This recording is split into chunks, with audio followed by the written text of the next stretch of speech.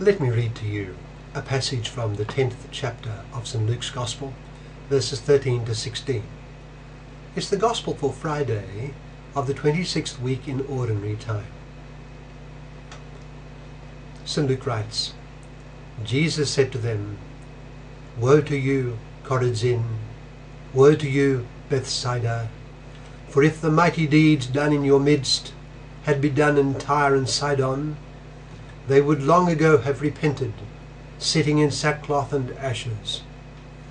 But it will be more tolerable for Tyre and Sidon at the judgment than for you.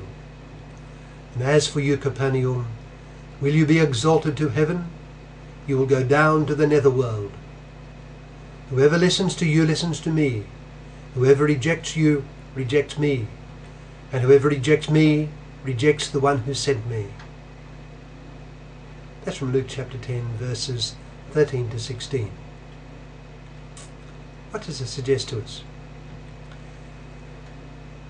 Well, one can be very near to God and yet very far indeed from Him. What do I mean?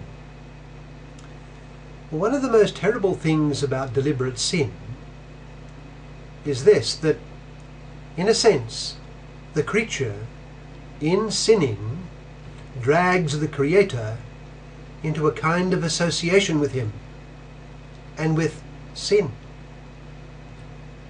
In everything, the creature depends on the all-holy, all-powerful Creator. Every element of our being and all our action is radically dependent on the Creator for its existence.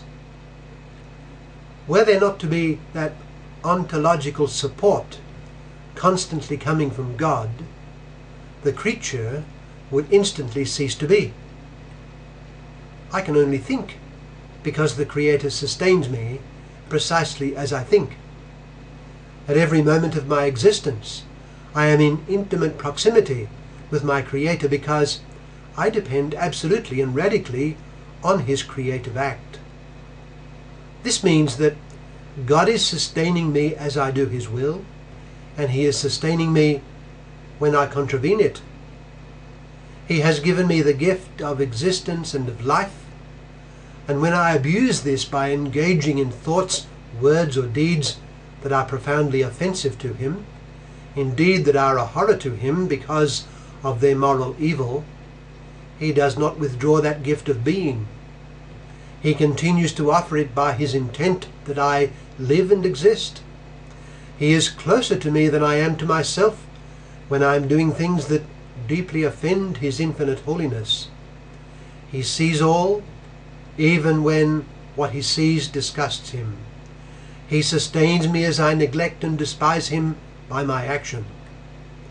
When we sin in the intimate presence of our Creator. A great motive for not sinning is to maintain a sense of the presence of God always. When we sin, we are very near to God while being very far from Him.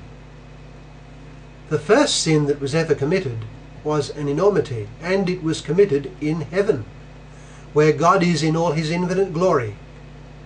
Lucifer rebelled, and many angels with him.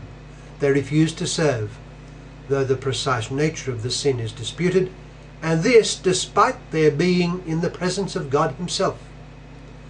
So they were cast out, never to return. Even in hell, the demons are close to God because God sustains them in existence. Close to Him in this sense, they hate Him and are far from Him. Though always near to Him, who is their Creator, we can be very far from Him, who is our Creator. Let us remember too that Jesus had been run out of town in His native Nazareth. He had returned to them during His public ministry with the fame of a prophet, great in word and works. He had announced to them that He was the Messiah and warned that they were likely to reject Him, and this they forthwith did. They rejected Him and strove to kill Him. These were people with whom He had been raised, with whom He worked and associated for 30 years. They had been very close to Him, and they proved in the event to be very far from him. Being in the presence of God does not necessarily mean being close to him. After our Lord was expelled from his home town in Nazareth, he moved to Capernaum, which would serve as a base in his public ministry beyond. In our gospel passage today that I read earlier, we see our Lord condemning the people of Capernaum, with whom he was living, to whom he returned for respite during his public ministry, and for whom he worked miracles and preached. As we heard, and as for you, Capernaum, will you be exalted to heaven? You will go down to the netherworld. They were physically near to our Lord, but far from him in their hearts. The most obvious and famous of such persons was Judas Iscariot. He was a follower of Jesus Christ, a disciple, and chosen among other followers to be one of the elite 12. He was privileged to be part of the inner sanctum of Christ's circle and friendship, with the inestimable honour of sharing in his all-important redemptive work. He could have become a great saint. His feast day could have been celebrated annually in the church's liturgical year, as are the other apostles, till the end of time.